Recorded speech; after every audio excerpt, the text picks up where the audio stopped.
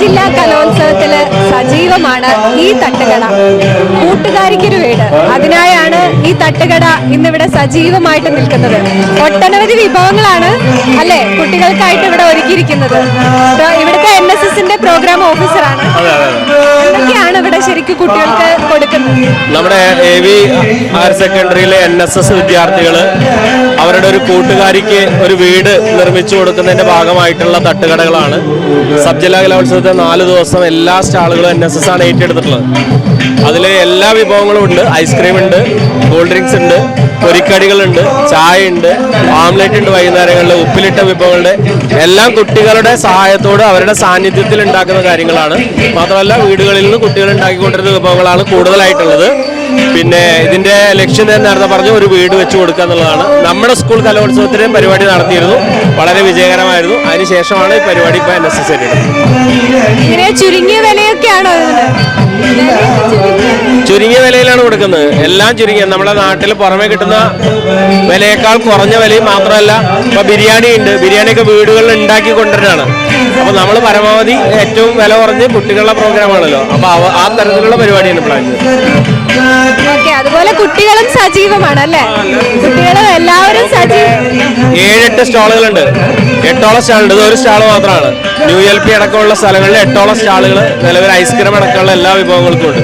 പിന്നെ ചായയും കടിയൊക്കെ ഉണ്ടാക്കാൻ അതിൽ സ്പെഷ്യലൈസ് ചെയ്ത ആളുകൾ അത് ഉണ്ടാക്കിക്കൊണ്ടിരിക്കുന്നു. നമ്മുടെ ഇവിടെയുള്ള ആളുകൾ തന്നെയാണ് ഇതൊക്കെ? എല്ലാ NSS വോളണ്ടിയേഴ്സ് ആണ്. ഒരാൾ പോലും പുറത്തില്ല. എല്ലാ NSS വോളണ്ടിയേഴ്സ് ആണ്.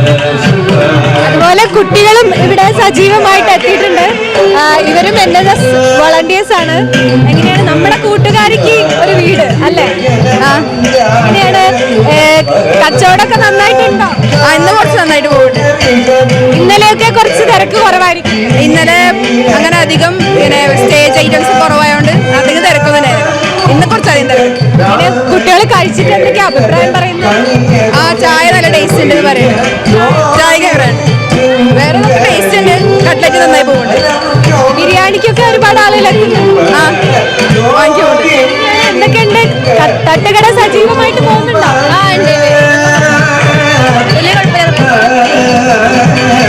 എന്തുതന്നെയായാലും തട്ടുകടയിലെ ഒരുപാട് വിഭവങ്ങളാണ് ഇവിടെ ഉള്ളത്. ഉള്ളിവട, അതുപോലെ പരിപ്പ് വട, ഗ്രേവിയാണ് അതിന് തയ്യാറാക്കിക്കൊണ്ടിരിക്കുന്നത്. ചേട്ടൻ ഇവിടെ സജീവമായിട്ട് ഇതൊക്കെ ഉണ്ടാക്കിക്കൊണ്ടിരിക്കുന്നുണ്ട്. എന്താണ് ഏട്ടാ ഇപ്പൊ ഉണ്ടാക്കുന്ന? പരിപ്പ് വട അല്ലേ? ഇത് പരിപ്പ് വട, ഉള്ളിവട, പഴംപൊരി, പിന്നെ ചായ. ഇങ്ങനെ കഴിച്ചിട്ട് എല്ലാരും എന്ത് പറഞ്ഞു? കഴിച്ചിട്ട് എല്ലാരും നല്ല അഭിപ്രായമാണ് പറയുന്നത്. കുഴപ്പമൊന്നുമില്ല. നമ്മുടെ NSS വോളണ്ടിയേഴ്സ് നമ്മുടെ ഇവിടെയുള്ള ഒരു കുട്ടിക്ക് വേണ്ടിയിട്ടുള്ള ഒരു ഇത് വേണം. അപ്പൊ നല്ലൊരു കാര്യമാണ്. നല്ലൊരു കാര്യമാണ്. അതിന് വേണ്ടിയിട്ടാണ് നമ്മൾ ഈ തടി കൊണ്ട് മെനക്കെട്ടുന്നത്. കുഴപ്പമൊന്നുമില്ല. അതുകൊണ്ട് ശരിയാവും. അതുകൊണ്ട് ഭംഗി പോലെ ആവട്ടെ. മുൻപ് ഇവിടെ കലോത്സവം നടത്തിയ സമയത്ത് വൻ വിജയമായ എന്നാണ് നമ്മുടെ NSS വോളണ്ടിയേഴ്സ് പറയുന്നത്. അതുകൊണ്ട് തന്നെയാണ് അവര് ഈ ഉപജില്ലാ കലോത്സവത്തിൽ ഇത് സജീവമാക്കാൻ വേണ്ടിയിട്ട് ഈ തട്ടുകട വളരെയധികം നല്ലൊരു ഭംഗിയായിട്ടുള്ള ഒരു സെറ്റപ്പിലാണ് ഇത് ഒരുക്കിയിരിക്കുന്നത്. എന്ത് തന്നെയാലും കൂട്ടുകാരിക്കൊരു വീട് അത് യാഥാർത്ഥ്യമാവട്ടെ. ക്യാമറ പേഴ്സൺ ഗിരീഷ് ലാലിനൊപ്പം ആതിര ശിവദാസ്, MCV ന്യൂസ്.